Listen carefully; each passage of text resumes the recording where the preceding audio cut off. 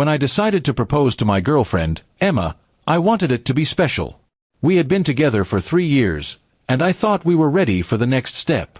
She often talked about our future, about the house we'd buy and the trips we'd take. So, when her best friend invited us to a party with all her close friends, I thought it would be the perfect moment, surrounded by people who loved her. I spent the entire week preparing. I bought a simple silver ring, elegant, just like her. I even practiced what I'd say, imagining her tears of joy and the cheers of her friends. That night, as we arrived at the party, I could barely contain my excitement. Everyone was laughing, drinking, and dancing. Emma looked stunning in a blue dress that shimmered under the lights. For an hour, I waited for the right moment. Then, as the music slowed, I asked for everyone's attention. People gathered around, expecting something fun or romantic. Emma turned to me, her face full of curiosity and amusement. I took a deep breath, got down on one knee, and pulled out the ring. The crowd gasped, and I said softly, "Emma, will you marry me?" For a few seconds, there was silence. Then she laughed. Not the kind of laugh that comes from joy, but one that carried disbelief and awkwardness. Her friends exchanged uncertain glances. She shook her head, smiling, and said, "Oh, Jake, you can't be serious right now." I froze, still holding the ring, my heart pounding. When I didn't answer, her smile faded. She looked at me coldly and said, "I'd rather stay single than do that." The words cut through the noise, silencing the entire room. My hand trembled. The laughter stopped. All eyes turned to her, and then to me. I couldn't breathe. For a moment, I hoped she was joking. Maybe she didn't mean it.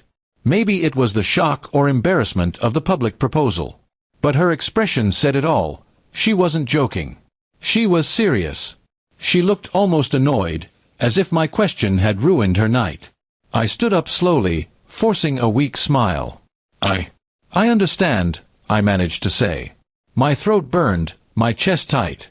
I slipped the ring back into my pocket and tried to leave, but one of her friends awkwardly patted my shoulder and muttered something about giving her space. The rest of the night went on like a blur around me, laughter resuming, music playing, but I felt invisible. Outside, the night air felt heavier than ever. I sat in my car for nearly half an hour, staring at the ring. How had I been so blind? The signs had been there. Lately, she'd been distant, always distracted when we talked about the future. I thought she was just stressed from work. I never imagined she had already made up her mind about us.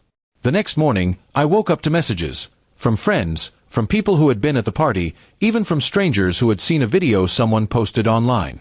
My humiliation had gone viral. In the clip, Emma's laughter played on repeat, followed by her cruel words.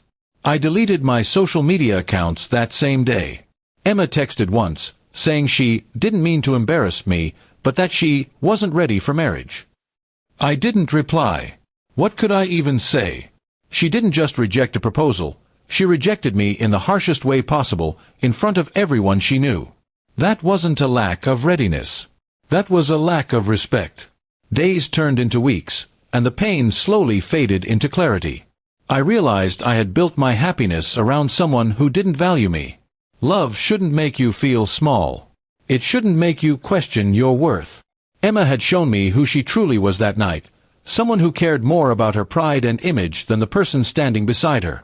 Eventually, I moved out of the city. I found a new job, surrounded myself with people who saw me for who I was. The ring stayed in my drawer for months, a reminder of how fragile love can be when it's one-sided. One evening, I took it to the riverbank near my new apartment and tossed it into the water. It disappeared beneath the surface, taking with it the last piece of that broken dream. Months later, I heard Emma had started dating someone new. I felt no anger, no jealousy, just a quiet sense of relief. I had loved her honestly, and that was enough. Her rejection no longer defined me, it freed me. I learned that some endings aren't punishments, they're protection. Now, when people ask if I believe in love, I smile. I do, just not the kind that makes you beg for someone's approval. Real love doesn't humiliate you or make you question your worth. It grows quietly, built on kindness and respect. And one day, when I find it again, I'll be ready, not to prove anything, but simply to share it with someone who won't laugh when I kneel before them.